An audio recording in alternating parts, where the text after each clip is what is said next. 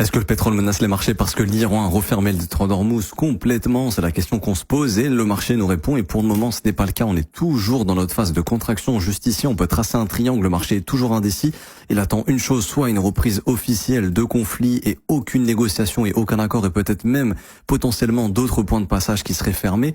Ou alors, tout simplement, on attend la paix, un accord définitif qui permettrait de casser cette contraction au sud. Quoi qu'il en soit, pour le marché, il va falloir prendre une direction bientôt. Statistiquement, souvent, les triangles cassent à 2/3. On est dans la période où le triangle pourrait être cassé soit au sud ou au nord.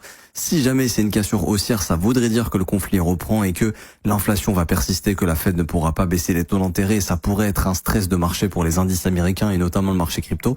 Par contre, si on a un accord, on devrait avoir une cassure baissière et à ce moment-là, ça pourrait traduire éventuellement que le mouvement haussier du pétrole est terminé et on pourrait revenir vers des moyennes, donc à peu près autour des $60, $70 le baril. Et à ce moment-là, ça devrait freiner l'inflation.